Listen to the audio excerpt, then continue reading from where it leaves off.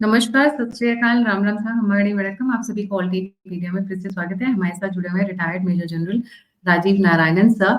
और आज का मुद्दा बहुत इंटरेस्टिंग है, लेटेस्ट डेवलपमेंट्स के साथ आए हुए हैं। यूएसए ने अचानक अपने फोर्सेस भेज दिए Taiwan. Is it expecting a war कि China might attack Taiwan at any time?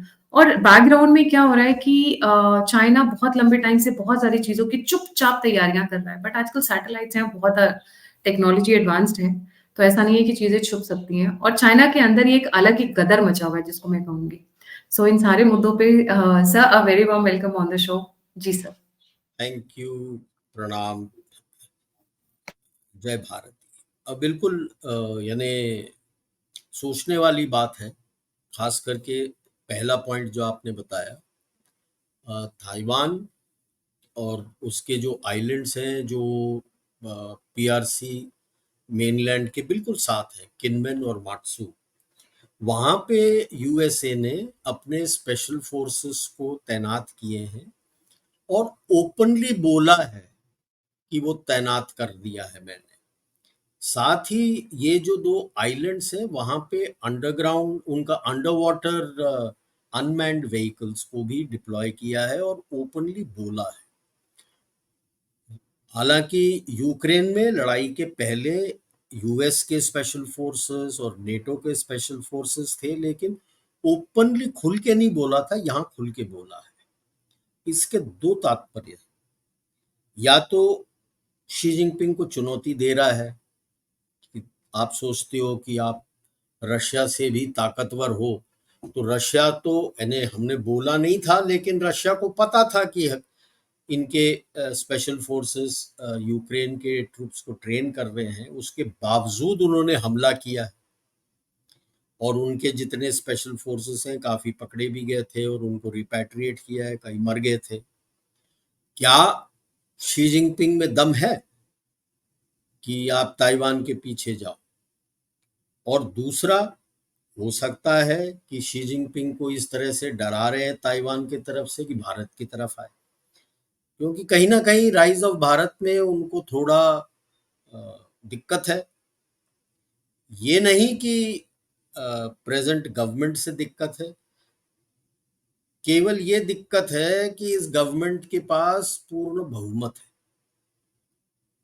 उनको ऐसा कोalition चाहिए जिसमें कोई पार्टी को पूर्ण बहुमत नहीं मिलता है, फिर वो मैनेज कर सकते हैं। और जो आप स्ट्रेटेजिक ऑटोनॉमी बोलते हैं, ये सब को वो नकारा कर सकते हैं।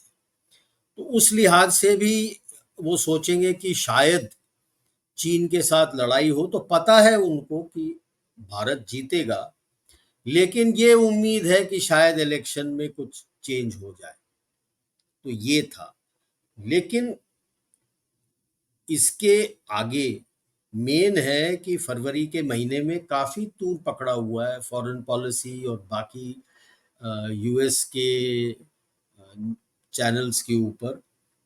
काफ़ी ऑपेड और एसेज हैं, कहते हैं China is stock piling for war, कि बहुत शिप प्लेन मिसाइल इकट्ठा कर रहा है। ये हमें समझने की बात है कि फूड, चिप्स, एनर्जी, रिसोर्स, इन चार चीज़ों में चाइना इंडिपेंडेंट नहीं है, बहुत डिपेंडेंट है, बाहर से आता है। तो ये अंग्रेजी में जो कहते हैं उनका एक्यूलीज हील है, कि अगर इसको रोक दो तो वो टिक नहीं पाएगा। और आजकल में क्या हुआ है, ह्यूमन सिक्योरिटी और इकोनॉमिक सिक्योरिटी भी बिल्कुल ही, मतलब आप कह लो क्लिफ के कगार पे खड़े।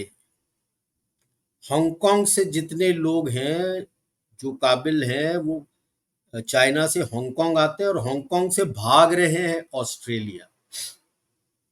वीजा मिलने में दिक्कत है, असाइलम मिलने में दिक्कत है, तो वहां पे खड़े होके वो रो रहे हैं ऑस्ट्रेलियन गवर्नमेंट से कि आप अपने वीजा रूल्स चेंज करिए। ये हालत है।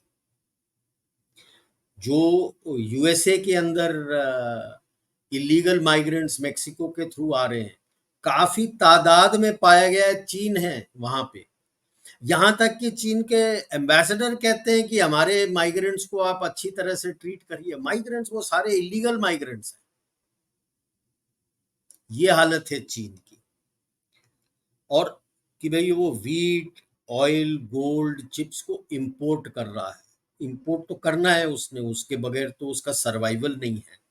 अपने जीडीपी को दिखाने के लिए वो सेंट्रल प्रोजेक्ट्स काफ़ी करता रहता है, ताकि काफ़ी चीज़ों का डिमांड होता रहे, और वो जीडीपी को दिखा देगा कि 5%। लेकिन लेटेस्ट जो अभी इनका इस हफ्ते वो 2 सेशंस होने हैं, एनपीसी और सीपीसीसीसी का मीटिंग होता है एनुअली, उसको 2 सेशंस बोलते हैं।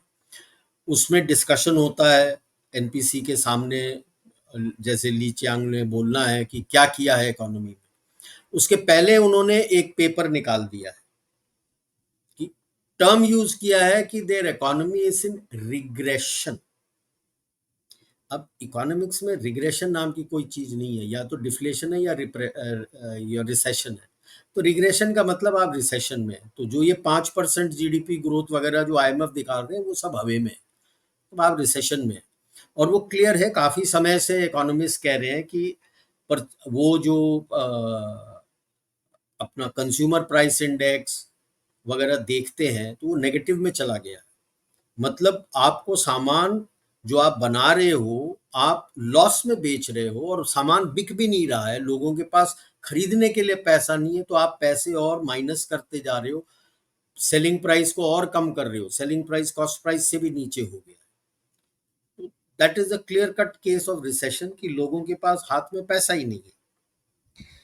अब इस बैकग्राउंड में अगर आप कहते हो स्टॉक पाइलिंग फॉर वॉर, तो सबसे पहले हमें समझना है कि जब हम कहते हैं स्टॉक पाइलिंग फॉर वॉर, मतलब क्या है। एज अ फौजी सिंपल टर्म में आपको समझाता हूँ कि केवल वेपन प्लेटफॉर्म इंक्रीज करने के लिए कि शिप बना दिए, रॉकेट बना दिया, मिसाइल बना दिए, अपने एयरक्राफ्ट बना दिए, इससे इंडिकेशन नहीं आता है कि आप stock piling for war. Stock piling का वॉर का मतलब अलग होता है। आप सबसे पहले पता लगाते हो कि भाई अगर आप लड़ने वाले हो तो आप कितने टाइम के लिए लड़ोगे और किस इंटेंसिटी में लड़ोगे। कि क्या सब इलाके में बहुत इंटेंस लड़ाई होगा, या कहीं थोड़ा नॉर्मल चलेगा, मीडियम चलेगा। क्योंकि उसमें जो आपके कैजुअलिटीज होते हैं ह्यूमन के और वेपन्स एंड इक्विपमेंट के, उसका स्केल अलग हो जाता है। नॉर्मल से इंटेंस में नॉर्मली बोलते हैं 3 टाइम्स ज्यादा एक्सपेंडिचर होता है जितना नॉर्मल में होता है। ठीक है, तो अब आप ये अपना वेस्टेज रेट बनाते हो, किस तरह से बनाते हो उसका आप हर 5-10 साल में जहां जहां लड़ाई लड़ी है उसका असेसमेंट करके आप बताते हो कि अब आगे लड़ाई में इतना ज्यादा मैन और मटेरियल का वेस्टेज होगा। वेस्टेज होगा मतलब आपका ये समझ लीजिए, ये नहीं है कि आदमी सब मर गए, नहीं, जिसको बहुत ज्यादा चोट भी लग गया तो वो लड़ाई के मैदान में तो है नहीं, उसको निकल के जाना है पीछे ट्रीटमेंट के लिए, तो आपको आदमी चाहिए वहां पे उसके जगह। आपका हथियार पूरी तरह से ध्वस्त भी नहीं हुआ, डैमेज भी हो गया तो पीछे जाना है रिपेयर के लिए, तो पीछे चला गया तो उसके जगह आपको हथियार चाहिए। ठीक है, तो आप उसके बाद ये कैलकुलेट करते हो, सारा कुछ तो आप इकट्ठा नहीं कर दोगे। फर्ज कर लो मैंने डिसाइड कर लिया कि चलो भाई लड़ाई 6 महीने चलेगी। अब 6 महीने पूरे इंटेंस में तो नहीं चलेगी, कभी इंटेंस होगा, कभी मीडियम होगा, कभी नॉर्मल होगा, फिर इंटेंस होगा, इस तरह से चलता रहेगा। पूरे 6 महीने के लिए अगर मैं स्टॉक पाइल करना लगूं तो मुझे तो पता ही नहीं लड़ाई कब लगने वाली है, तो वो इक्विपमेंट को मैनेज कैसे करूंगा, उसको सस्टेन भी तो करना होता है। हथियार आया तो उनका भी लाइफ होता है, उसको मेंटेन करके रखना होता है, उनका पीरियोडिक इंस्पेक्शन और मेंटेनेंस शेड्यूल वगैरह होता है, वो कौन करेगा। तो इसलिए आप इनिशियली आप प्लान करके रखते हो कि मैं इतने दिन के लिए तैयार हूं, क्योंकि इसके बाद मैं अपने डिफेंस इंडस्ट्री में ये कैपेबिलिटी दे दूंगा कि वो इसके इतने दिन के अंदर आगे के समय के लिए मुझे सप्लाई करता रहेगा या बाहर से आ जाएगा, दूसरे देशों से बात होगा ताकि मैं सस्टेन करूं। अब वो आपको क्लियर होना चाहिए कि कितने दिन का इनिशियल रेट आपने रखना है। आप 1 महीने के लिए रखेंगे, 1.5 साल के लिए, 1.5 महीने के लिए रखेंगे, 2 महीने के लिए रखेंगे, कितने के लिए? आज तक चीन का तो मेरे को कहीं भी, अरे मैं 99 से फॉलो कर रहा हूँ चीन को, कहीं कुछ नहीं मिला है उनके लिखाई में। उसके बाद ठीक रखने से फर्क नहीं पड़ता है, वो सप्लाई चेन क्या है आपका जिससे ये आगे जाएंगे, वो एडमिनिस्ट्रेटिव चेन है, कैसे जाएंगे? हमारे पास है, हम डिलीवरी अरेंजमेंट वगैरह सब बोल के रखते हैं, तो हमारे पास है। उनका तो कोई दिखता नहीं है उनके किसी एक्सरसाइज में कि ये सप्लाई चेन किस तरह से आएगा। आपके जो रिक्रूट्स हैं, आप साल में 2 दफा अपना कॉन्स्क्रिप्ट्स को लेके आते हो और कॉन्स्क्रिप्ट को लेके आते हो। लड़ाई के टाइम में ये कॉन्स्क्रिप्शन काम नहीं करेगा ना। अगर 2 कॉन्स्क्रिप्शन, एक बार कॉन्स्क्रिप्ट हो गया, उसके बीच में लड़ाई छिड़ गई, तो 6 महीने तक तो आपके पास आदमी नहीं है। आप किस तरह से कॉन्स्क्रिप्ट को लेके आओगे एक्स्ट्रा? क्या प्रोसेस है आपका? कितनी कैपेसिटी है आपके ट्रेनिंग के लिए? कितने लोगों को एट अ टाइम आप ला सकते हो कि ट्रेन करके मैं भेज सकता हूँ? वहाँ तो जो रिक्रूट हो आते हैं उनको अलग अलग कंपनियों में भेज देते हैं। एक कंपनी हमारे जहाँ पे मैं डिप्लॉयड था, हमारे आंखों के सामने था, वो 6 महीने में एक बार वो आते थे, तकरीबन 30-40 लोग, और ट्रेन होके चले जाते थे बेसिक ट्रेनिंग करके। तो ये, और इसका किस तरह से रीइंफोर्समेंट साइकिल होगा। उसके बाद जब आप ये चीजें डिप्लॉय करके, जिस तरह से हम एनुअली करते हैं कि एक logistic exercise at strategic operational level हम करते हैं, बाकी छोटे एक्सरसाइज जितने होते हैं उसमें तो लॉजिस्टिक्स भी आ जाता है पूरा हमारा, कि लेआउट होता है। तो आप साल में 1 दफा या 2 साल में 1 दफा अपने स्ट्रेटेजिक लेवल में कि जो मेरे रीइंफोर्समेंट्स हैं, जो मेरे को ये चाहिए, उसका चेन किस तरह से, जो अलग जगह से डिप्लॉयड हैं आपके ट्रेनिंग इंस्टीट्यूट वगैरह में, उनको भी ला सकते हैं, वो कहाँ जाएंगे, कैसे करेंगे, ये पूरा प्लानिंग आपके पास होना चाहिए। उसके बाद जब आप मेरे को बोलोगे कि मैं ये कर रहा हूं, तो कुछ मायने रखता है। क्यों? क्योंकि अब वो प्लेटफॉर्म बनाते जा रहा है, इसमें कोई दो राय नहीं है। प्लेटफॉर्म बहुत बना रहा है, शिप्स बना रहा है, प्लेन्स बना रहा है, रॉकेट्स बना रहा है, लेकिन वो कॉर्नर कट कर रहा है, जिसको बोलते हैं हिंदी में कन्नी काट रहा है। कि भाई कोई भी चीज को सही तरह से बनाने के लिए एक जैसे बोलते हैं टेक्नोलॉजिकल टाइम है, उसको आप तोड़ नहीं सकते। कि भाई टेक्नोलॉजी के जैसे फर्ज कर लीजिए, जैसे मैं कंक्रीट का कुछ बना रहा हूँ, तो उसमें क्लियर बोला है कंक्रीट को ले करने के बाद आपको उसको पानी से 15 दिन सींच के रखना। 15 दिन सींचने के बाद ही आपका वो कंक्रीट अब पूरी तरह से तैयार है, प्रॉपर कंक्रीट है। अब उसके बाद आप इस्तेमाल कर सकते हो, आगे कुछ करना है। मैं 15 दिन के बजाय 7 दिन में ही कन्नी काट के कर दूं, तो वो कंक्रीट में वो ताकत नहीं है। तो दिखने के लिए तो होगा कि मैंने बहुत ज्यादा कंक्रीट डाल दिया, लेकिन वो जल्दी टूट जाएगा। जो एक्चुअल कंक्रीट का लाइफ होना चाहिए वो नहीं होगा। उसी तरह से इसका ये प्रॉब्लम आ रहा है। ठीक है, तो अब एक तो वो है कि क्वालिटी क्वेश्चन मार्क पे आ रहा है जितने प्लेटफॉर्म्स को बना रहा है। दूसरा, जब प्लेटफॉर्म बनाते हो, प्लेटफॉर्म के साथ उस प्लेटफॉर्म को मैन करने के लिए आपको मैन पावर की जरूरत होती है, आदमी की जरूरत है, ट्रेंड आदमी की। ट्रेंड आदमी की, राइट। उस टेक्नोलॉजी को समझा है और उस प्लेटफॉर्म को इस्तेमाल कर सकता है ही नहीं आपके पास।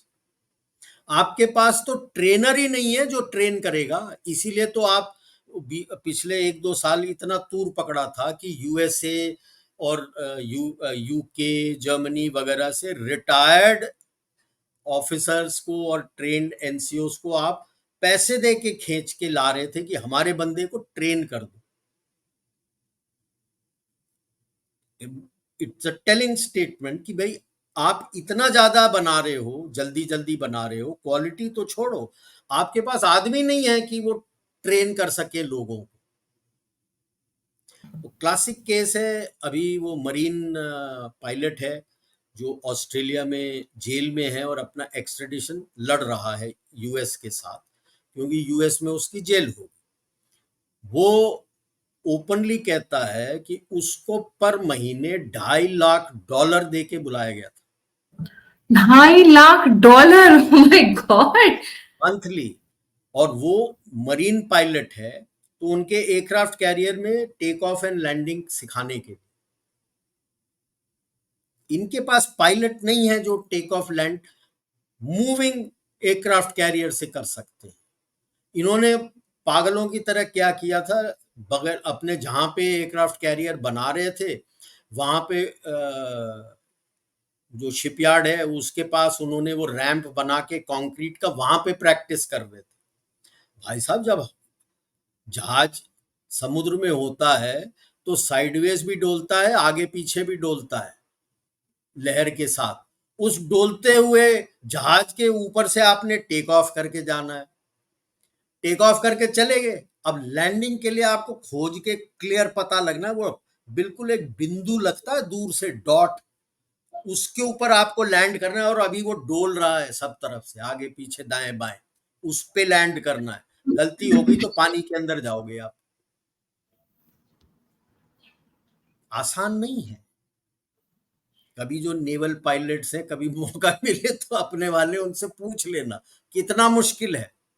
It's not easy. हाँ, एक ऑलरेडी मूव कर रही है, वेव्स में वो मूव तो कर रही है सारा, ऐसे भी मूव कर रहा है साइडवेज और आगे पीछे भी जा रहा है।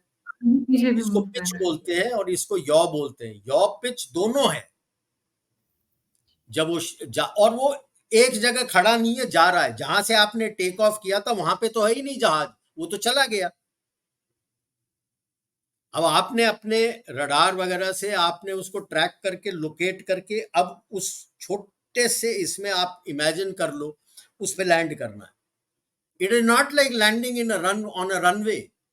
वो रनवे तो स्टैटिक है, आपको पता है, घूम के आपको मालूम है कि ये फनल है, यहां से लैंड कर दूं। It's not easy. उनके पास नहीं है वो ट्रेंड पायलट्स, तो ये जहाज रख के करोगे क्या? मिसाइल्स का तो वैसे ही रॉकेट फोर्स क्वेश्चन मार्क के ऊपर है। कई तो वो यूएस वाले बोलते हैं कि उसमें तो कुछ भी नहीं है, उन्होंने तो पानी भर रखा है। ऐसे कई कहानियां निकल के आए हुए हैं कि प्रोपेलेंट ही नहीं भरा हुआ है, उसमें पानी भरा हुआ है, वॉरेड में पानी भरा हुआ है। मतलब उस उसकी खिल्ली उड़ा रहे हैं कि भाई आपके रॉकेट में कोई ताकत नहीं है। वो खिल्ली क्यों उड़ रही? जब 2 साल पहले नैन्सी पेलोसी ताइवान आई थी, बड़ा शोर मचाया था शी जिनपिंग ने, हमने जहाज उड़ा देंगे, ये उड़ा देंगे, वो कर देंगे, ये कर देंगे। किया कुछ नहीं। जब किया कुछ नहीं तो उसकी खिल्ली उड़ने लगी उनके वीबो और वी चैट में कि आता जाता कुछ नहीं है, अभी डींगे मारते रहते हो कि ये कर देंगे, वो कर देंगे। क्या किया? तो उसने गुस्से में फिर अब कहा कि मैंने मिसाइल्स फायर करने हैं और ये लैंडिंग जोन अक्रॉस ताइवान बताया था। उसने जो आईसीबीएम फायर किए थे 11, 5 जो ताइवान के अक्रॉस जाने थे वो टोक्यो के ऑपोजिट जापान के एक्सक्लूसिव इकोनॉमिक जोन में जाके गिरे। चाइना का जापान पहुंच गए, चीन। उस बिल्कुल स्टेटमेंट बिल्कुल में तो गाना वैसा है बिल्कुल जी। बिल्कुल। Looking London going Tokyo, London का ताइवान कर दो, लुकिंग ताइवान गोइंग टोक्यो। वो हिल गए, क्योंकि दैट शोज कि जो आपका प्रिसिशन गाइडेंस सिस्टम है उसमें कुछ गड़बड़ है। आपने जो डेटा फीड किया था सोच के कि ताइवान जाना है, गया वो टोक्यो के पास। और अब की बार जब साइविन गई थी यूएस, जब वो कह रहे थे कि 3 दिन का हम ब्लॉकेड करेंगे, शॉर्ट रेंज मिसाइल्स पिछले बार फायर किए थे वही किया था, लॉन्ग रेंज एक भी नहीं फायर किया। लॉन्ग रेंज एक भी फायर नहीं किया अभी। अब की बार, क्योंकि उनको खुद शक है कि यार मैं कहीं डाल रहा हूं, पता नहीं कहां चला जाए तो लड़ाई छिड़ जाएगी वैसे ही, कि आपने हम पे मार दिया। चलो किस्मत की बात है कि एक्सक्लूसिव इकोनॉमिक जोन में हिट हुआ, कहीं जाके जापान पे ही गिर जाता तो फिर जवाबदारी कौन देता। तो जापान से तो वैसे वो खौफ खाते हैं। हाँ, तो ये है कि, और उसके पीएलए ने तो एक दो महीने पहले, इनके पीएलए डेली है which is controlled by CMC, उसमें ही लिख के उनका एक आर्टिकल आ गया था कि we are not ready for war. हालांकि वो 4 दिन में निकाल दिया था, बट द फैक्ट कि वो उस पीएलए डेली में आया, मतलब सीएमसी ने क्लियर किया हुआ था। और ये मैं देखता हूं कि शी जिनपिंग को मैसेज दिया था सीएमसी वालों ने, वो सब तरफ जाके be ready to fight fight fight बोल रहा था कि दादा हम तैयार नहीं है लड़ाई लड़ने के लिए, क्योंकि उनके मन में भी शंका होगा ना इन प्लेटफॉर्म के ऊपर कि हम कर सकते हैं कि नहीं कर सकते। जैसे मिसाल देता हूं आपको, इनका जो दूसरा एयरक्राफ्ट कैरियर है, दो, एक तो वो वहां से लेके आए थे कि नहीं हम फ्लोटिंग कसिनो बनाने वाले हैं और शैंडोंग, और उसका उन्होंने एक एयरक्राफ्ट कैरियर बना दिया, वो अब कहते हैं ट्रेनिंग है, तो वो तो ट्रेनिंग में इस्तेमाल हो रहा है। नंबर 2 और नंबर 3 अभी बन रहा है। नंबर 2 लियाओनिंग 2019 को पीएलए नेवी को हैंडओवर किया, 2020 से दालियान उनका जो बेस है जहां पे ये बना था वहां वापस चला गया। 19 को हैंडओवर हुआ टुवर्ड्स द एंड, और 20 के बिगिनिंग में दालियान बेस चला गया, वो परमानेंटली दालियान बेस में ही रहता है। उसके बाद कब निकला, पिछले साल अप्रैल में, कि भाई मैं ताइवान का ब्लॉकेड करना चाहता हूं। गया 72 घंटे, मतलब दालियान से निकल के आया गया और वापस दालियान, मतलब 4 दिन के अंदर वापस दालियान। और प्रेस रिलीज क्या बोलते हैं कि भाई अपग्रेड के लिए आया हुआ है। यार लल्ला, अभी 2019 को ही तो दिया था तूने, तो ऐसा कौन सा अपग्रेड हो गया 5 साल के अंदर। इन्हें झूठ भी बोलना है तो थोड़ा सोच समझ के बोलना है यार, वो पड़ा है अंदर।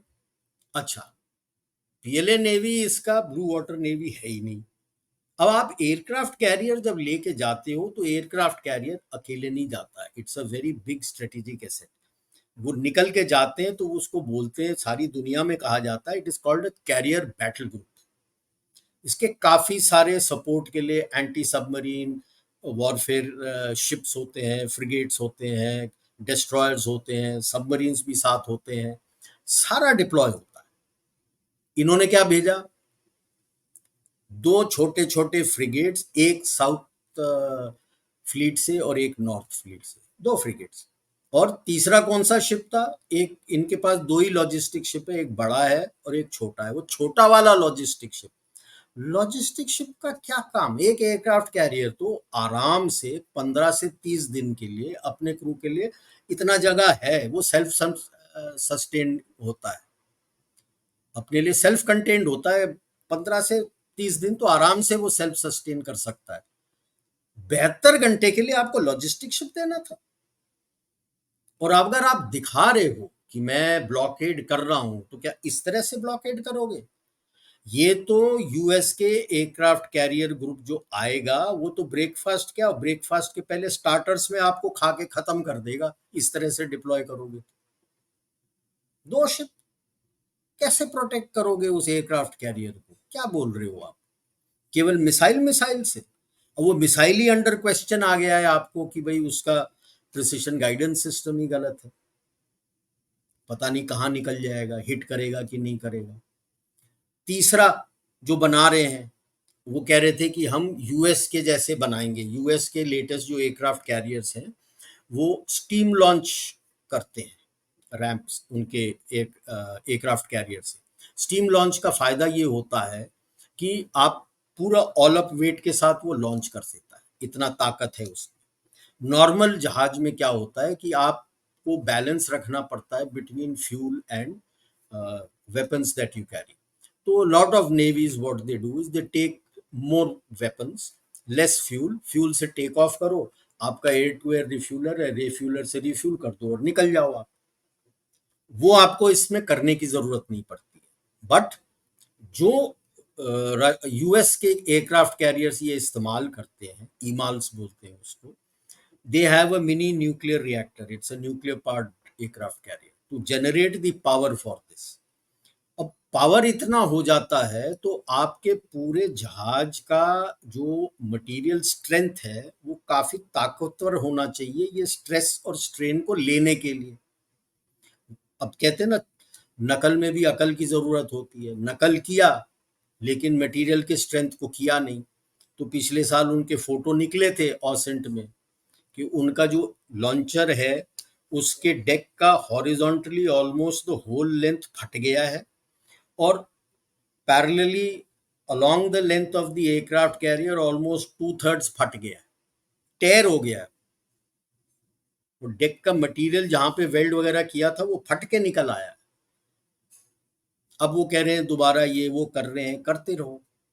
तो इन्हें उनके इक्विपमेंट के ऊपर, क्वालिटी के ऊपर ही क्वेश्चन मार्क है। पाकिस्तान खुद नहीं खरीद रहा उनसे यार। अब JF-17 जो बोले हैं अब ये अच्छा है, अच्छा है, बहुत बढ़िया है, ये बोल रहे हैं, कहाँ और कहाँ ले रहा है पाकिस्तान उनसे। अभी टैंक लिया था अल खालिद, जब उसको टैंकों की जरूरत पड़ी कि भाई इंडिया के पास T-90 वगैरह खूब आ गया, मेरे को और टैंक चाहिए, एक्स्ट्रा उसने अल खालिद नहीं बनाया, पोलैंड और चेक रिपब्लिक से रिफर्बिश्ड T-55 टैंक्स खरीदे।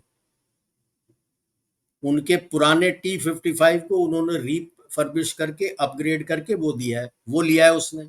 अगर इतना फन्ने खां टैंक था तो एक्स्ट्रा क्यों नहीं बना लिया? तक्षशिला, तुम्हारे जो तक्षशिला हैवी व्हीकल फैक्ट्री है वहीं तो बनता है। इवन जो इन्फेंट्री कॉम्बैट व्हीकल्स है चीनियों से नहीं लिया है, वहां से पोलैंड और चेक रिपब्लिक से रिफर्बिश्ड M113 लिए हैं उसने, यानी उनके पुराने जो अभी यूज नहीं कर रहे उसको रिफर्बिश करके दिया, वो इस्तेमाल करने के लिए तैयार है, चीनियों का लेने के लिए तैयार नहीं। और वो जिसको वो बोलता है कि हमारा relationship is higher than the mountains, deeper than the ocean, sweeter than honey and stronger than steel, उसको तो छोड़ दिया उसने। कितना कितना वो रोमांटिक टाइप का, वो क्या बोलते हैं, लाइन निकाल के रखा हुआ है लाइन एकदम निकाला से। हुआ है। और ये चीन नहीं बोलता, ये पाकिस्तानी बोलते, ये अच्छा। पाकिस्तानी बोलते, ठीक है। जी। अच्छा, अब मुझे बड़ा दिक्कत होता है कि भाई वीट क्यों इंपोर्ट कर रहा है इतना। I am sure he is playing the commodity market, क्योंकि यूक्रेन की लड़ाई से वीट का प्राइस बढ़ा है। Wheat is not the staple diet of Chinese, staple diet is rice. तो वीट क्यों इंपोर्ट कर रहा है? You are not self sufficient in rice. Wheat import कर रहा है means you are playing the commodity market. ये मेरा सोच है। China is not food secure, क्योंकि वैसे ही वो एनवायरमेंट चैलेंज फेस कर रहा है। हर साल एक जगह फ्लड्स होता है तो दूसरी जगह ड्राउट होता है।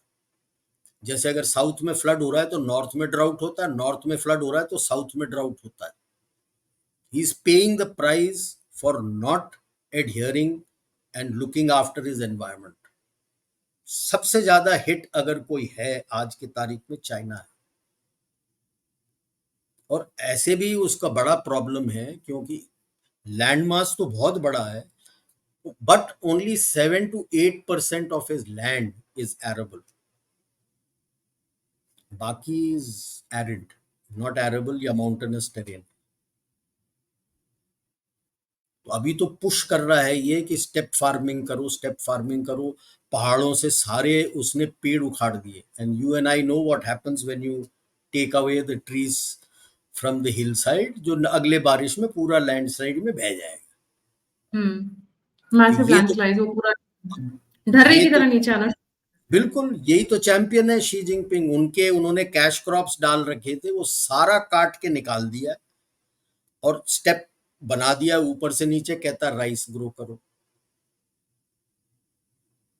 अब जब बारिश आएगी, let's see how much of rice and what is left of the mountains. Historically China में प्रॉब्लम ये है, दे हैव, उनके डीएनए में they have always kept a strong ruler. Centre strong होगा, वो कितना भी डिक्टेटोरियल हो जाए, जो कुछ करता है ये चुपचाप से सह लेते हैं till there is a natural calamity, and then they say that he has lost the mandate from heaven, and then you have somebody else who comes in. ठीक है, तो अभी इसके ऊपर थोड़ा क्वेश्चन मार्क आ रहा है, जो आगे चल के वो मैं बताऊंगा, क्योंकि there is a lot of unrest going on within China. जो ये चिप्स का बोलते हैं कि स्टॉक पाइल कर रहा है, इसके बनाने की क्षमता है नहीं। एक के बाद एक चिप्स के ऊपर बैन आ रहा है उसका यूएस और वेस्ट से, तो इससे पहले कि वो हिट हो जाए तो he wants to stockpile and keep कि कुछ हो जाए मेरे पास। Gold could be more to protect himself physically, because dollar तो खत्म हो गए उसके एक्चुअली। कंबोडिया में जहाँ पे वो रियाम बेस है उसके साथ वो एयरपोर्ट बना रहा था, वो सब छोड़ के चले गए। जो बना रहे थे वहां पे सब छोड़ के चले गए। उनसे जब लोकल्स ने पूछा है, कैम्बोडियंस ने, कहते पैसे नहीं है हमारे पास, पैसे खत्म हो गए, डॉलर्स खत्म हो गए। And there is a lot of discussion which is going on, I subscribe to that, कि शी जिनपिंग जब गया था पिछले साल यूएस, वो actually he went with a begging bowl asking for $800 billion. इनके पास यूएस बॉन्ड्स तकरीबन $875 बिलियन के वर्थ बॉन्ड्स हैं जो उनके फॉरेन रिजर्व में है। उसके एवज में भीख मांगने गया था, उसको मिला नहीं, क्योंकि यूएस भी क्या देगा, कहते हैं ना हिंदी फिल्म का डायलॉग, नंगा नहाएगा क्या निचोड़ेगा क्या, तो यूएस के पास भी क्या बचा है, और इसको क्यों देगा। वो तो अपने जो कुछ भी है वो अपने आर्म्स इंडस्ट्री को दे रहा है थ्रू एड टू यूक्रेन और एड टू इजराइल, वो तो अपने आर्म्स इंडस्ट्री को दे रहा है, वो तुमको क्यों देने लगा। तो ऑयल इंपोर्ट है, ठीक है, वो अपनी स्ट्रेटेजिक रिजर्व बनाना चाहता है कि भाई कहीं एनर्जी शॉक आ जाए तो मेरे पास स्ट्रेटेजिक रिजर्व होने चाहिए कि नहीं। उसको ये डर है कि भाई जब ये 2 साल पहले से ये ऑयल रिजर्व्स अपना एक्स्ट्रा इंपोर्ट कर रहा था, क्यों अभी निकल के आ रहा है कि ये जो हमास ने अटैक किया था, ये 2 साल से चीन का ट्रेनिंग चल रहा है, ये प्लानिंग चाइना ने करके दिया है उनको, जिसमें इन्वॉल्वमेंट पाकिस्तान का भी है, ईरान का भी है, एंड टर्की का भी है, कतर का है एंड टर्की का है। The planning was done by, gave the plans. Of course, it went awry of what barbarism the Hamas did. But उनको ये था उस वक्त ये सोच कि इस तरह से लड़ाई छिड़ेगा तो ऑयल का प्राइस और बढ़ जाएगा पूरा मिडल ईस्ट। उनका उन्हें उम्मीद था कि 3 फ्रंट वॉर हो जाएगा इसराइल के अगेंस्ट, कि एक तरफ ऊपर से लेबनान से हिजबुल्ला भी अटैक कर देगा, सीरिया की तरफ से ईरान के कुड्स ब्रिगेड डिवीजन वगैरह वो भी अटैक कर देंगे, और हमास के साथ उसकी लड़ाई हो रही है, 3 फ्रंट की लड़ाई हो जाएगी, तो बाकी अरब नेशंस भी इन्वॉल्व होंगे, तो ऑयल प्राइसेस ऊपर जाएगा। वो हुआ नहीं। हाँ, कोशिश अभी भी है कि उसकी और ईरान की through Houthis, but point is वो हुआ नहीं। तो अब वो स्टॉक पाइल अपने लिए कर रहा है या लड़ाई के लिए कर रहा है, ये एक क्वेश्चन मार्क है, कितना करेगा, क्योंकि उनके अंदर की कंजम्पशन की क्षमता खत्म हो गई, लोगों के पास पैसा नहीं है। तो शी जिनपिंग में प्रॉब्लम ये है कि वो एक हिटलर या स्टालिन या माओ की तरह एक मेगलोमेनियक डिक्टेटर है, आई मी माई सेल्फ। अब जब इस तरह से कॉर्नर में फंसेगा तो वो हिट आउट करेगा। अगर यूएस वालों ने उसको बताया हुआ है कि मेरे स्पेशल फोर्सेस यहाँ हैं, क्या उसमें हिम्मत है फिर भी अटैक करने के लिए, नोइंग फुली वेल कि यूएस के special forces, strategic special forces वहां पे हैं फिजिकली, या भारत के अगेंस्ट अटैक करने वाला है। फिलीपींस में तो ऑलरेडी यूएस ने नॉट ओनली बेस बना दिया, अभी तो सारा कुछ उसने फौज भी रखना शुरू कर दिया है, लॉजिस्टिक्स भी वहां पे शिफ्ट कर दिया है, हवाई से almost half the oil reserves वहां शिफ्ट कर दिए हैं उसने। कि भाई उसके इर्द गिर्द क्या फिलीपींस को अटैक करेगा, किसको अटैक करेगा, इंडिया कहीं को ना कहीं तो हिट। पार्डन? इंडिया को ताइवान तो तैयारी कर रहे हैं, बिकॉज ये जनरली डिफ्लेक्टरी गेम खेलता है सर शी जिनपिंग, अगर आपने नोटिस किया है, दिखाएंगे ईस्ट जाएंगे वेस्ट, दिखाएंगे पूरब अटैक करेंगे पश्चिम में। हाँ, तो वो तो ऑलरेडी नो कि है, ताइवान के साथ इसीलिए जापान, ऑस्ट्रेलिया भी है, यूएस भी है, एंड कहीं ना कहीं टैसिट रिपोर्ट टैसिटली इंडिया भी है, क्योंकि उसमें मैं अभी आऊंगी कि एक इंटरव्यू किया है फॉरेन मिनिस्टर का न्यूज एक्स चैनल ने, जिसको लेकर चाइना में बवाल भी मचा हुआ है। और हाँ, वो ताइवान के साथ इंटरव्यू था। हाँ जी, हाँ जी, ताइवान फॉरेन मिनिस्टर के साथ में न्यूज़ एक्स वालों ने इंटरव्यू किया था, जिसको लेके कल रात से काफ़ी हॉट हो रखा है डिप्लोमैटिक सर्कल्स।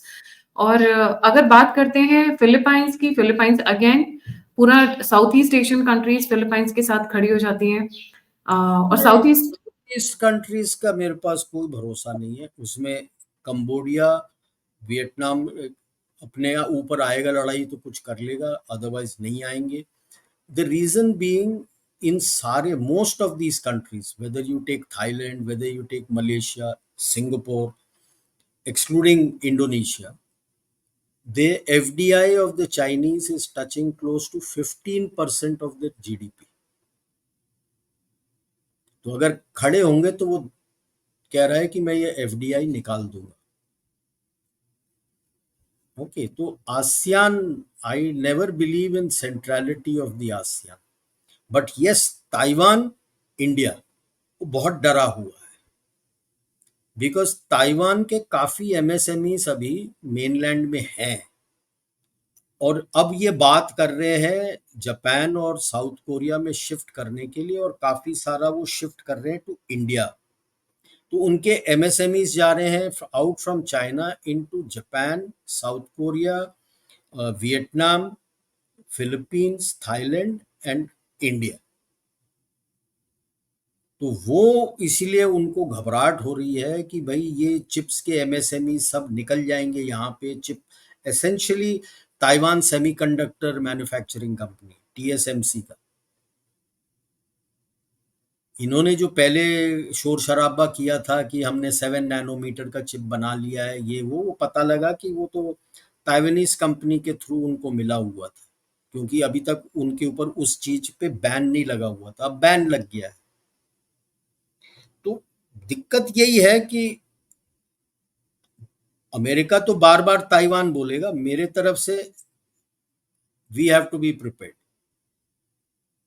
अगर वो दाएं बाएं देखने लगेगा तो आपके तरफ आने की पूरी उम्मीद है, लेकिन एक एडवांटेज है, बल्क ऑफ हिज सेना उसने ईस्ट कोस्ट पे भेज रखा था ताइवान इलेक्शंस के पहले, वो अभी तक वापस नहीं आए हैं उनको धमकाने के लिए। अब इलेक्शंस तो उसके हिसाब से गए नहीं, चलो थोड़ा हैप्पी होगा कि नेशनल असेंबली हंग असेंबली है, किसी पार्टी को पावर नहीं है वहां पे, बट उसके मुताबिक जो चाहिए था उसको केएमटी वाला बंदा एज द प्रेसिडेंट हुआ नहीं। तो अब अगर भारत की तरफ शिफ्ट करना है तो आपको इंडिकेटर मिल जाएगा, क्योंकि काफी सारा फौज उसने शिफ्ट करना पड़ेगा, स्पेशली सदर्न थिएटर और सेंट्रल थिएटर से लोगों को आपकी तरफ शिफ्ट करने के लिए।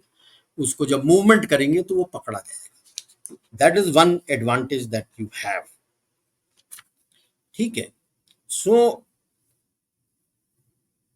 इसमें चलते चलते एक बात बताऊंगा, तो ये बड़ा गेम है जो यूएस खेल रहा है।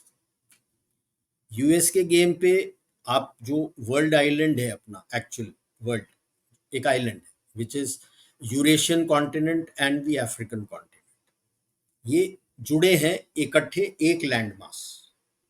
और अमेरिका जो है वो आउटलाइन आइलैंड है, is not connected to this.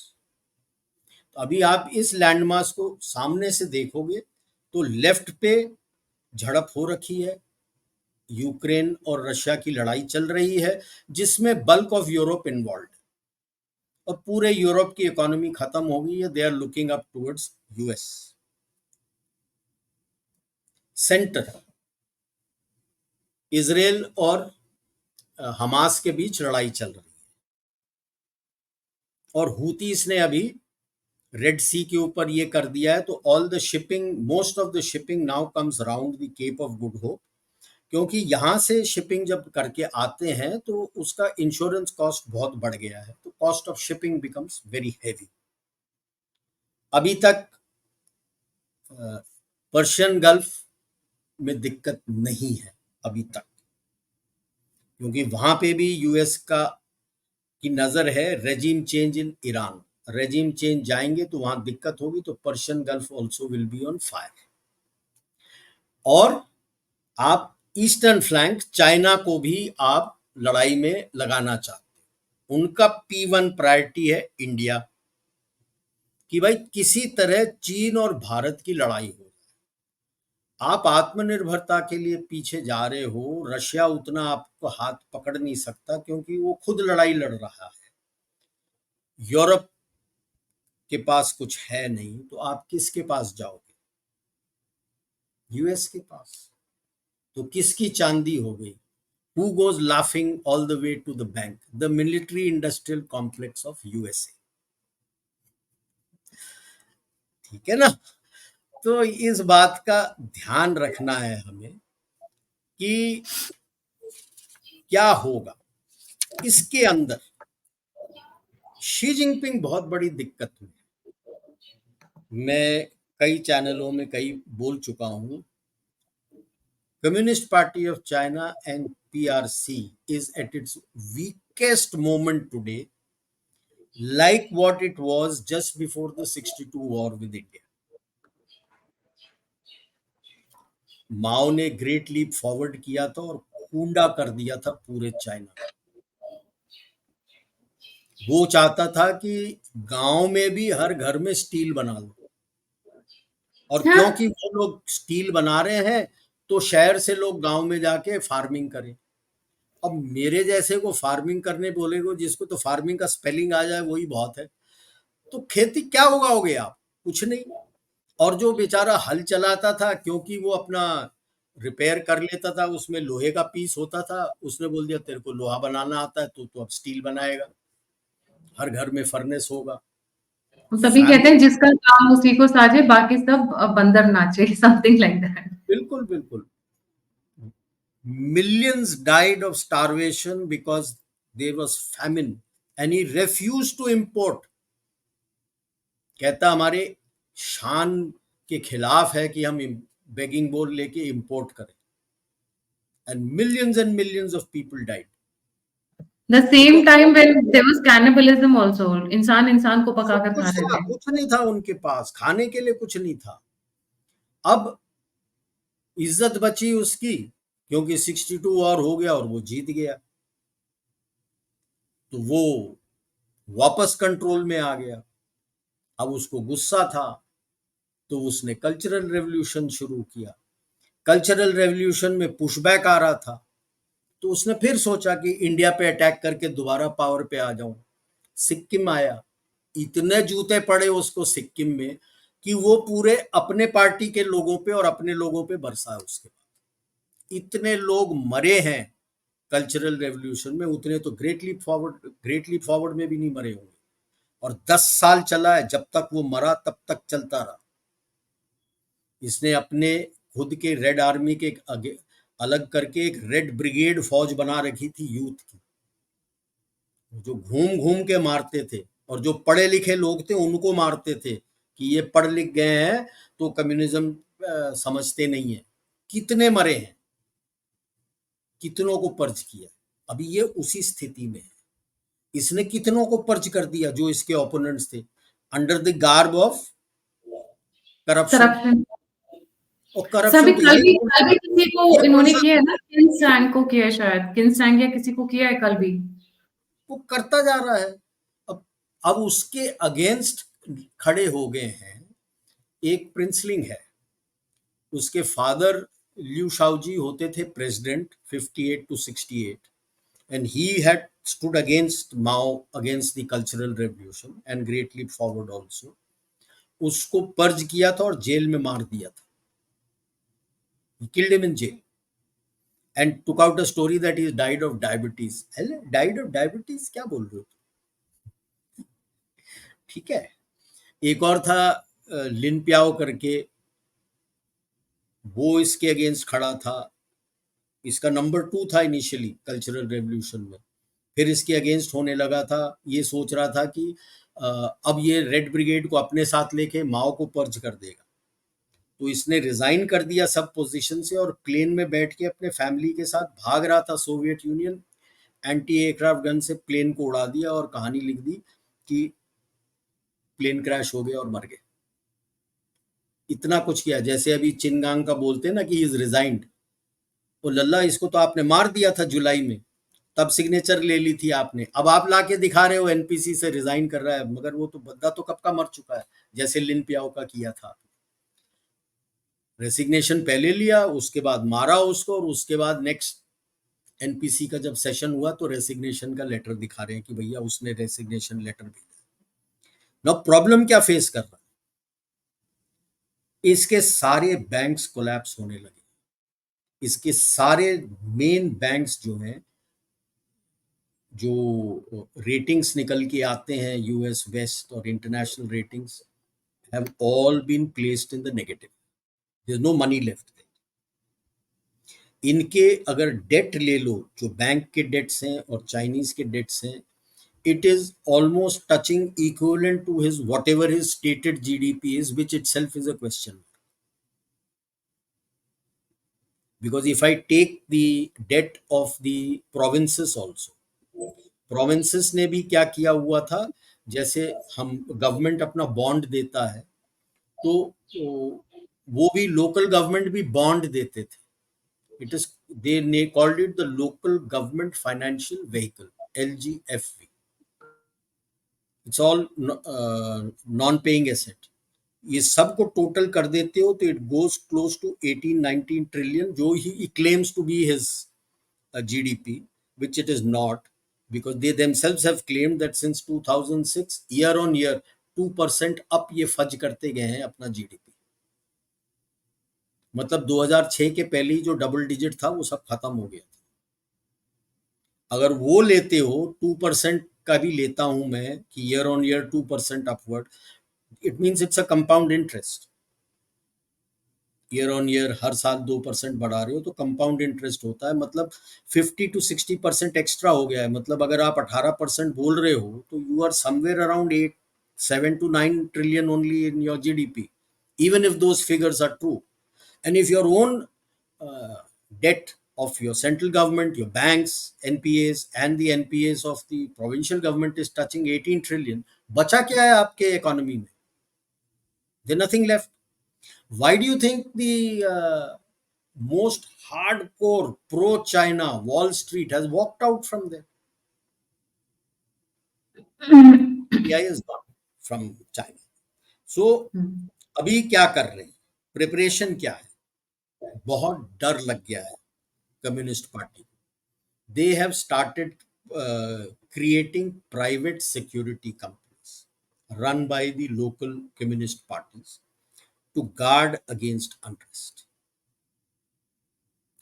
Indicator is guard against unrest in various places. तो क्या PAP, which is supposed to look after this, and PLA, which is in Beijing, you don't trust them? That you have a,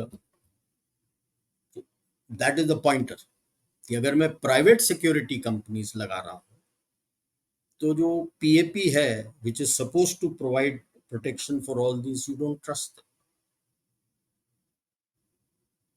और या आपने PAP सारे के सारे तिब्बत और सिंचियांग भेज रखे हैं कि वहां पे अब आपको हान हार्टलैंड में PAP है ही नहीं।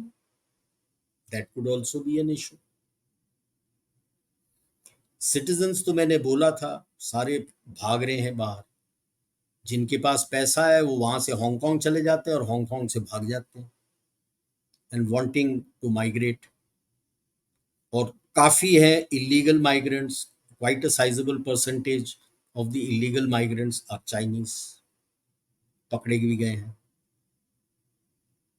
सो it is a pointer. You have a demographic challenge. आपके पास वर्किंग पॉपुलेशन कम होते जा रहा है, जॉब्स है नहीं, and the youth have taken, हम तो मिड लाइफ क्राइसिस बोलते हैं, I think they have a graduation life crisis. Graduates have, पहले होता था टांगपिंग, मतलब कुडंट केयर. अब बोलते हैं कि ग्रेजुएट सिर्फ मिडिल लाइफ क्राइसिस तो समझ में आता है क्योंकि एडल्ट एज होती है, आपको पेरेंट्स का प्रेशर है, बच्चों का प्रेशर है, वर्क का प्रेशर है, करियर का प्रेशर अभी है, अभी अभी ग्रेजुएशन. आपको प्रेशर बताता हूँ ना क्या है. अब बाइलिन है, बाइलान है कि लेट इट रॉट, बस लेट गया मुझे कोई फर्क नहीं पड़ता. क्यों? Single child. And they have to blame Deng Xiaoping. While he was a great thinker, he was also a dictator. हाँ, पता नहीं कितने लोगों को जबरदस्ती उसने स्टरलाइज कराया है, कितने लोग के एक्स्ट्रा बच्चे थे मरवा दिए, बच्चों को भी मरवाया, उनको भी मरवाया. ही was very stringent. Now you are paying the price. China is not a communist country. It's a capitalist country run by the Communist Party. You have to pay for everything. In a communist country, home to tomb, you are looked after. You don't pay for anything. कुछ नहीं. आपका hospital free, education free, सब फ्री. खाना पानी के लिए अभी आप पे करते हो. In rural areas, like when I was in Tajikistan, when I used to speak to the rural people, वो कहते थे उन्होंने करेंसी तो अभी देखा है उनके, अभी लाइक ताजिक का समोनी होता है, कहता समोनी तो अभी हाथ में पैसे देखें. सोवियत यूनियन के टाइम में कोई पैसे नहीं मिलते थे. हफ्ते दर हफ्ते उनको 3 तरह के कूपन मिलते थे. ग्रीन कूपन वॉज फॉर खाना, food. Blue coupon was for कपड़ा. And pink coupon was for entertainment. That's it. So और इंटरेस्टिंग. मतलब कूपन से पूरी उनकी जिंदगी चल जाती थी सर. पूरी जिंदगी चलती थी. कहता हमको कुछ कोई फर्क नहीं पड़ता था, हमारे कोई बैंक नहीं. That's why Tajikistan didn't have a bank. वो तो एंड हमारे टिल रहते व्हेन. फिर धीरे धीरे बैंक्स वगैरह आने लगे. Otherwise they had no banks, there was no bank system.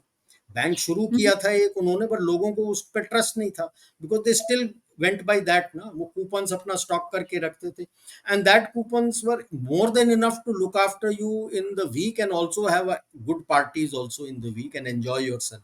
Almost every day और second day you could go out for entertainment. उनके सारे होते थे, वो सर्कस आता था, पिक्चर होता था, गाने होते थे ओपेरा हाउस में. दे कुड गो, कूपन दो और जाओ अंदर. Right, that is communism. Today from home to tomb everything has to be paid. तो एमएसएस और पीएपी को तो बोल रखा है उनका मिनिस्ट्री ऑफ. सर आपको लगता है ये जो मास अनरेस्ट है कि कभी ये वायलेंट भी हो सकता है? Can they pick Yes, up arms? I'll tell you the problem. The princelings, like I said, general Liu Yuan के नीचे आ चुके हैं, जो लिu शाओची का बेटा है. and he is wanting a democratic socialist parliamentary form of government. the common youth जो थे काफी सारे गए हैं टू ताइवान अभी इलेक्शंस के टाइम में, टू सी कि ये डेमोक्रेटिक इलेक्शंस होता क्या है. वहां पे ताइवानीज ने बोला है ये ऐसे होता है, अगर आपने सीखना है हम सिखा देंगे, आप भी डेमोक्रेसी मांग लो. एंड उसके पहले ही लिu युआन जो है जनरल, वो बोल रहा है same voice that a democratic socialistic parliamentary form of government. Parliamentary means elections. So that has resonated with the youth. And their biggest fear is if these people join together, there's going to be a chaos. Massive unrest. लोग तो तंग है अभी. अभी तक तो Xi Jinping से तंग थे. अब धीरे धीरे अगर सीपीसी और शी जिनपिंग को चलने देगा तो वो तो सीपीसी के अगेंस्ट भी हो जाएंगे. तो क्या शी जिनपिंग तो ऐसी छोड़ेगा नहीं. तो इनके जो हार्डलाइनर्स हैं जो इसके साथ हैं, उनको शॉर्ट फॉर्म में यिंग पाई बोलते हैं. पूरा नाम होता है चियांग यिंग पाई. तो यिंग पाई है जो हार्डलाइनर्स हैं. तो will they form the red brigade, जो माओ के रेड ब्रिगेड थे इन cultural revolution, and start fighting for Xi Jinping. तो क्या लिu युआन यूथ के साथ खड़ा हो जाएगा एंड लीड दैट अनरेस्ट कि भाई you have lost the mandate from heaven. तो चाइना में कभी भी, एक्सेप्ट अभी तो ये तो मर गया था अपना माओ, but CPC has continued. If the CPC has to be overthrown, and if you look at the various dynasties, It has never been overthrown without a civil unrest and chaos and war. And it has always been led by somebody. And their biggest fear, I think, is Liu Yuan has become too strong for them to handle. And he will become at some time. हालांकि old है वो, but he could become the face of the people to bring in democracy in China. तो अगर ये होता है, internal fishers सब चलने लगता है, तो एक अहमद राशिद ने किताब लिखा था पाकिस्तान के ऊपर काफी साल पहले, एक डेढ़ दशक पहले, descent into chaos. Are we looking at China descending into chaos? तो हम अब जो अगर वहां पे कुछ भी होता है, अनरेस्ट भी होता है, we still have economic dependencies on them. जैसे अपना एपीआईज है जो फार्मास्यूटिकल्स का है. दुख की बात यह है कि जो एपीआई बनाने के लिए रॉ मटेरियल है वो इंडिया से जाता है. बाय दी बनाता है एपीआई चाइना है. उस एपीआई से फार्मास्यूटिकल कंपनीज चलते हैं. हमारे एपीआई बनाने का रॉ मटेरियल हम भेजते हैं. अरे क्यों भाई, हम क्यों नहीं बना सकते अपना एपीआई?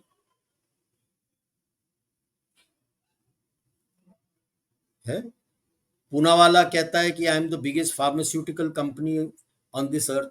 तो अपना क्यों नहीं बनाते हो एपीआई? अपना क्यों नहीं एंसिलरी चलाते हो इंडिया के अंदर? Why are you dependent on API from China?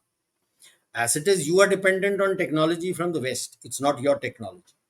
The only one, like even now, जो जिसने बना के दिया था कोवैक्सिन अपना खुद का इंडिया का, वो रेड्डीज लैब ने बना के दिया था. पूना वाला तो मेड दी आपका vaccine which came from the west. ठीक है, हमारा तो रेड्डीज ने बनाया था. तो whatever it be, what stops you from creating the ancillaries and others to make the API in India? तो वो आपको करना है. I am identifying the period अभी as दबा के चलता रहेगा.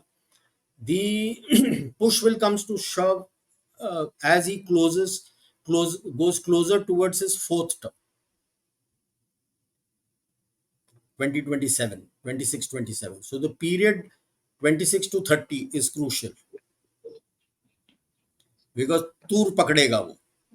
People will not want him for a fourth term and he will want to stay for the fourth term. तो हमें अपने डिपेंडेंसीज इलेक्ट्रॉनिक्स में भी है, काफ़ी चीज़ में है, वो डाइवर्सिफाई करनी पड़ेगी. इंडिया में लाना पड़ेगा, दूसरे जगह जाना पड़ेगा. एंड अपने मिलिट्री को स्ट्रांग रखना है बिकॉज अंदर जैसे तूर पकड़ेगा, like I said, they have a plan to hit out. तो हिट आउट किधर? I don't think he has the, I would say, the strength and the gumption like Putin to hit Taiwan or those islands when he knows that US के SF special forces वहां पे, वो नहीं करेगा. वो आपके तरफ ही आएगा. तो पहली बात तो आपको तैयार रहना है, आपको इंटरनली तैयार रहना है क्योंकि ये इलेक्शंस का पीरियड है. तो डिवीजन ने सारा कुछ वो कोशिश करेगा आपको हिट करने के लिए. तो you have to be strong because उसके काफ़ी फिफ्थ कॉलमनिस्ट हमारे देश के अंदर ही बैठे हुए हैं, इतने सारे बैठे हुए हैं. उसने तो आपके मीडिया को खरीद रखा है, आपके थिंक टैंक्स को खरीद रखा है, यूनिवर्सिटीज़, जिस यूनिवर्सिटी में भी आप देखो जहाँ पे कन्फ्यूशियस इंस्टीट्यूट है या चाइना स्टडी सेंटर है, मतलब वो यूनिवर्सिटी तो खरीद रखा है उसने, वो तो चाइना फंड करता है पूरा. Then political parties, communist party को तो आपको पता ही है और आपको मालूम ही है, कांग्रेस के राहुल गांधी का तो फोटो है where he signed an agreement with the Communist Party of China and openly कहते हैं कि यार बीजेपी के लिए चाइना इज एन एनिमी, हमारे लिए नहीं है. तो हेलो, आपके कंट्री के साथ लड़ाई लड़ रहा है वो और आप कह रहे हो कि you don't consider him as an enemy. तो it is so clear. Scholars हैं कई आपके, ट्रेड यूनियंस हैं, whole lot of trade unions are controlled by the communist parties and the socialistic parties, so to say. तो कई हैं आपके उनके पैसे दिए हुए लोग जो अंदर हैं. तो टू क्रिएट डिस्टर्बेंसेस आपके अंदर, वो तो करेगा करेगा. क्योंकि मेरे किताब में भी जो ड्रैगन्स बाइट आपके इसमें भी डिस्कस किया था, मैंने वही कहा है कि वो पीएलए ताकतवर रखने की उसको जरूरत नहीं है. वो देश को अंदर से खोखला करता और फिर पीएलए को लेके आता. वो पीएलए एवरेज से बिलो एवरेज भी होगा. जब आप अंदर से खोखले हो गए हो, लड़ नहीं सकते हो, तो आप तो सुलह करने के लिए तैयार हो जाओगे. तो एक बार ये शील्ड और स्वॉर्ड सब आपका तैयार हो जाता है, तो now you have to give a thought कि जब when he goes into chaos, that is the ideal time to take over Aksai Chin, Tibet and free Xinjiang. And if you want, free Yunnan also. Take Ney Mongolia also. Stand with Mongolia and say take Ney Mongolia, and stand with Mongolia and say take that North Shenyang province, which is Manchuria, and leave China with just that Chinese heartland, which is between the two rivers, that is the Yellow River and the Yangtze River. बोलो भाई साहब आप यहाँ क्यों? क्योंकि मुझे Taiwan पे भी भरोसा नहीं है, by the way. So why did you say that? Taiwan पे क्यों ये भरोसा नहीं है? जितने ये क्लेम्स हैं, this is based on the book written by doctor Sun Yat Sen in 1925 1922, international development of India, जहां पे लिखा था इसने इन एरिया के ऊपर क्लेम दे रखा था, which was passed in the parliament once the Republic of China was formed after the Second World War, formed again after the Second World War by Chiang Kai-shek between 45 and 47। हम China का communist party का 9 dash line बोलते हैं ना भाई साहब, ये 11 dash line Chiang Kai Shek ने मार्क करके क्लेम किया है South China Sea parliament. There were 2 dashes in the Haiphong Bay opposite Vietnam, because at that time North Vietnam was communist and Chiang Kai-shek didn't like communists। वो तो बाद में after PRC was formed and PRC was helping the Viet Cong, हो ची मिन ने बोला यार this looks bad, you have 2 dashes claiming in Haiphong Bay and you are helping me also, how will I sell it to my people? Mao removed those 2 dots and that is how it became a 9 dash line। आज तक has the Taiwanese National Assembly rescinded those? No. Why not? So even if there is democracy, even if the Taiwanese come, I don't trust the Taiwanese till they don't change this. Otherwise, the claim they will still take. When he talks of Tibet, he talks of Ladakh all the way up to Gilgit-Baltistan, which in his book, in Dr. Sun Yat-sen book, has said to be colonized, because in 20s and all colony, 1920s and all colony bada common word tha, because empires were there with colonies। Colonize that, colonize eastern Turkestan, which is Xinjiang, colonize Tibet, colonize Nepal, colonize Bhutan, colonize Sikkim, colonize Shenyang, that is Manchuria, and colonize Yunnan। सब कुछ ही colonise करते, पूरा का पूरा Asia और सबको पकड़ के रखना है। ये उसने लिखा था सुन यात सेन ने, और सुन Yat Sen across both sides दे रेवर हिम, और इस सुन यात सेन के कहने पर इसने वो पास किया था। लेकिन 47 के बाद सिविल वॉर हो गया, वो कर नहीं पाया। 49 के बाद माओ ने कर दिया मोस्ट ऑफ इट, सिंचांग, टिबेट, नई मंगोलिया, मंचूरिया, यूनान, सब पे कब्जा कर लिए।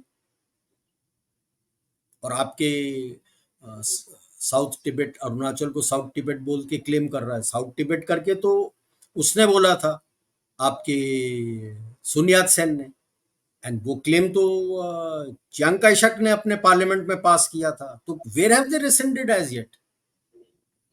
ये तो कई ताइवानी स्कॉलर को बोला है मैंने कि तुम तो हमारे पास हा हा हा लेके आ जाते हो, हमको मदद करो, तुमने ये को पास क्यों नहीं किया अभी तक? तो तुम पे भरोसा क्यों करूं मैं? True. Remember they are also Han, and if we speak that deception is in the blood of Han, they are also Han, right. and they have come from the mainland only। कोई कहीं, it is so not they are that more 4 कदम आगे सारी war tactics में। बिल्कुल, it is not that like we say ना, men are from Mars and women from Venus। sorry ये कहीं और से नहीं आए हैं, ये यहीं से गए हैं, यहीं से, ठीक है। and they have become a proper democracy only from I would state 92 से डेमोक्रेसी चेंज होने लगा, 96 से डेमोक्रेसी हुए हैं ये। उसके पहले डिक्टेटरशिप होता था, Chiang Kai Shek and then his son. Right. So we have to, and influx आ सकता है आपके पास जब अगर कोलैप्स होने लगेगा चाइना, इम्प्लोड होगा चाइना। हम पाकिस्तान की इम्प्लोड की बात करते हैं, चाइनीज इम्प्लोजन की क्यों नहीं बात करते? उसमें भी यही सिचुएशन है आज। वो तो बेइज्जती होगी करके आईएमएफ के पास नहीं गया, वो तो यूएस के पास गया भीख मांगने के लिए, नहीं मिला। तो अब किधर जाएगा वो, क्या करेगा वो? Will it implode? If it implodes, then what happens to your security? Will you get an influx from via North Myanmar, यूनान के थ्रू लोग क्या भाग के आएंगे आपके पास? एंशियंट टाइम्स में आए हैं, यही तो रास्ता रहा है लोगों का। Initially came into Thailand and then from Myanmar and then came up into northeast. क्या भागेंगे? In fact, even ASEAN countries which have their borders with China should be worried about people running and coming away into their countries. So it will also be so. The reason why they are preparing for a mass unrest is to put down the mass unrest, and it looks like they are still gauging कि कितना PLA हमारे साथ है। Remember जब थियाननमेन square का हुआ था, the group army which was located in Beijing refused to attack the students. They had to call a group army from outside Beijing to come and do the job for them and massacre the students. The group army in Beijing had refused. और अभी तो केवल Beijing में ही नहीं है ना, what was seen last time in October, November last year, it was in all over multiple cities. Officially they accepted 43 cities में protests थे. So obviously it will be much more. And one point at Henan province में तो they had to bring out the infantry combat vehicles and wheeled vehicles and all armored vehicles to protect the banks because people were after the banks. The banks are collapsed and they couldn't draw their money. There is a limit. जैसे हम अपना जब denomination हुआ था अपना 500 rupees और 1000 rupees का, तो डिमोनेटाइजेशन हुआ था, तो आपके पास एक लिमिट था कि फॉर्म भर के दो, उतने ही लिमिट तक आप कन्वर्ट कर सकते हो। 20,000 रुपए रफली जैसा था। 4,000 5,000 ऐसे लिमिट दे रखा था। यहाँ तो आपके एक्चुअल पैसे जो हैं वो विड्रॉ करने के लिए लिमिट है। डॉलर्स का तो लोकल चाइनीज जो हैं, जो डॉलर्स हैं आपके अकाउंट में, तो आप विड्रॉ नहीं कर सकते। फंस गए चारों तरफ से, like you don't have access to money. तो why do you think people are जो who can are running away? Have you ever heard of illegal migrants, Chinese, going all the way to Latin America and then moving up to Mexico and then trying to enter US? People running away through Hong Kong to Australia and asking for asylum.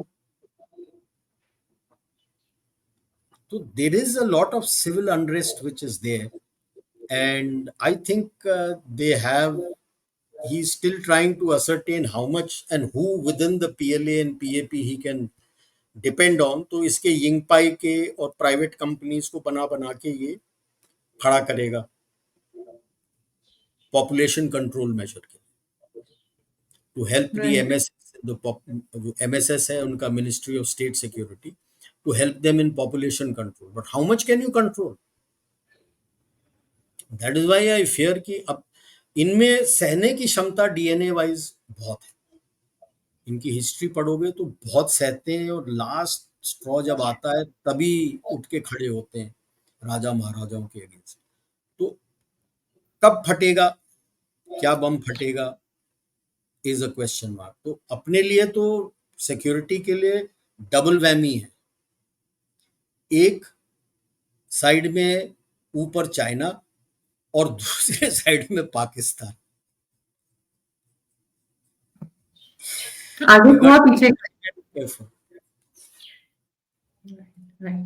Ji. Let's see sir, अब तो Taiwan वाला जो development है that is also very interesting. That means there is something going on. मैं ये expect कर रही हूँ कि अगर इतना बड़ा मूव हुआ है यूएस का ताइवान की तरफ, that means the signals are not good. That means there is some kind of a preparation going on by Xi Jinping. Chinese को तो भूखा नंगा बना ही दिया, बट ऐसा लग रहा है कि अभी और दुर्दशा करनी पड़ती है।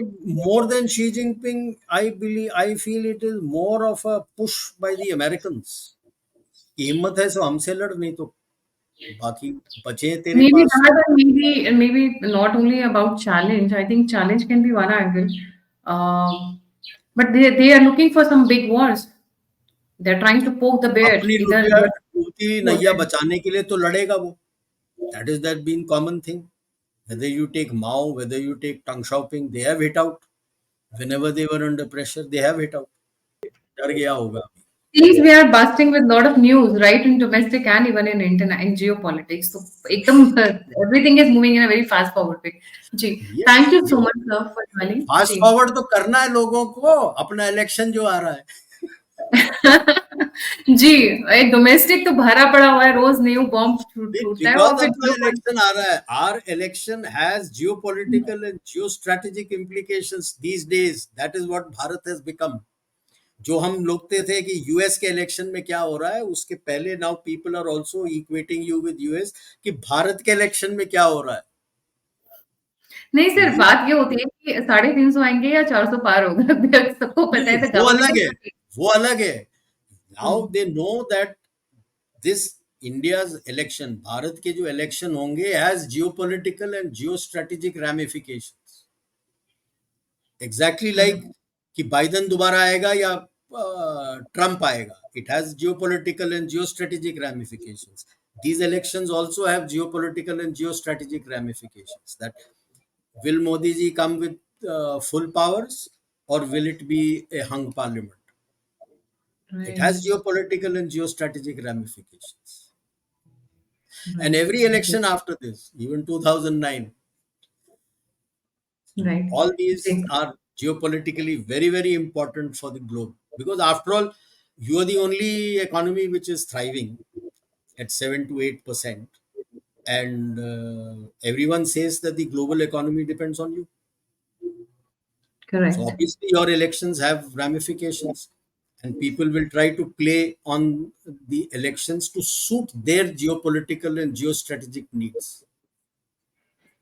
Right. जी, thank you so much sir for joining. जाने से पहले सभी व्यूअर्स से रिक्वेस्ट है, please don't forget to like, subscribe and share the All Tech Media. अगर आप कंट्रीब्यूट करना चाहते हैं, फीडबैक देना चाहते हैं, मुझसे जुड़ना चाहते हैं, सभी के सभी लिंक्स डिस्क्रिप्शन बॉक्स में। इसी के साथ जय हिंद, जय श्री राम, हर हर महादेव। जय भारत।